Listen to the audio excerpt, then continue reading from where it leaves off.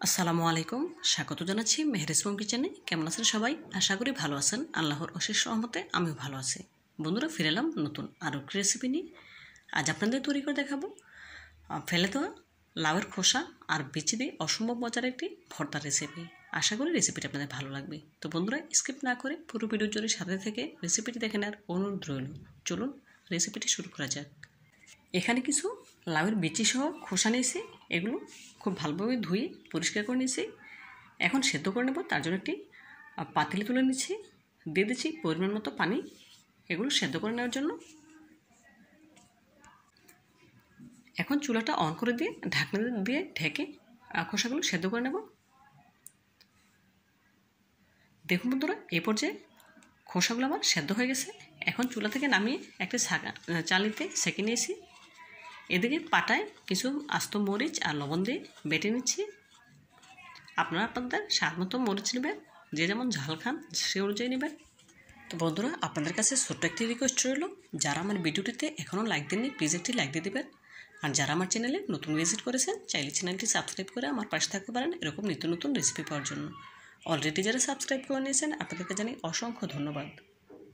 মরিচগুলো আমার বাটা হয়ে গেছে। এখন আগে থেকে সিদ্ধ করে পানি ঝরিয়ে রাখা লাউয়ের খোসাগুলো বেটে নিচ্ছি। বন্ধুরা, এই ভর্তাটা কিন্তু একেবারে সিম্পল রেসিপিতে তৈরি করা হয়। খেতে কিন্তু অসম্ভব রকমের মজা, না খেলে বুঝতে পারবেন না এই ভর্তাটা খেতে কতটা সুস্বাদু হয়।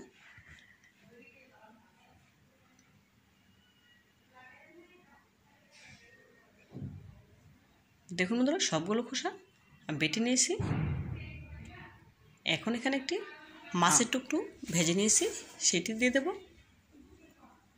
ওপর থেকে চামড়াটা তুলে ফেলে দিচ্ছে। দেখুন, মাছের টুকরো থেকে কাঁটাগুলো আমি ছাড়িয়ে নিচ্ছি। এই মাছ ভাজা দেওয়ার কারণে ভর্তার স্বাদটা কিন্তু অনেক গুণ বেড়ে যায়। দেখুন, সবগুলো কাঁটা আমি ছাড়িয়ে নিচ্ছি। কাঁটা ছাড়ানো হয়ে গেলে এখন বেটে নেব। দেখুন বন্ধুরা, একটি বাটিতে তুলে নিয়েছি, বাটা হয়ে গেছে। এদিকে চুলে একটি প্যান বসিয়ে নিয়েছি, দিয়ে দিলাম 1/4 কাপ সয়াবিন তেল। তেলটা গরম হয়ে আসলে দিয়ে দিলাম বেটে রাখা উপকরণগুলো। সাথে দিয়ে দিয়েছি 1/2 কাপ পেঁয়াজ কুচি। পেঁয়াজগুলো একটু মোটা করে কেটে নিয়েছি। প্রথমে দেখতে একটু তেলটা বেশি মনে হলো, আসলে কিন্তু তেলটা বেশি হয়নি, পরিমাণ মতোই হয়েছে। এখন নেড়ে চেড়ে ভর্তাটা তৈরি করে নেব।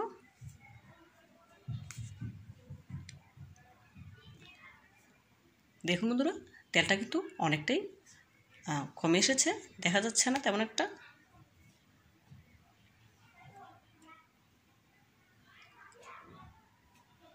অনবরত নেড়ে রাখতে হবে, যেহেতু ভর্তাটা অনেকটাই শুকনো, সেজন্য নাড়া বন্ধ করা যাবে না, এতে করে প্যানের তলায় লাগে পুড়ে যেতে পারে।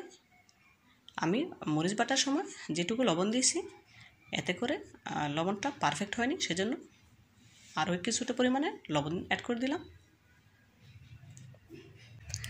চুলার আঁচ মিডিয়াম হিটে রেখে ভর্তাটা অনবরত নেড়েচেড়ে ভেজে নিতে হবে।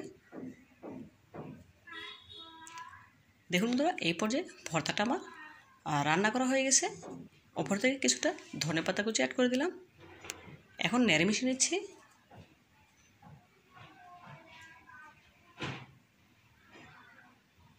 দেখুন বন্ধুরা, তৈরি হয়ে গেল আমার অসম্ভব মজা আর লাউয়ের খোসার ভর্তা।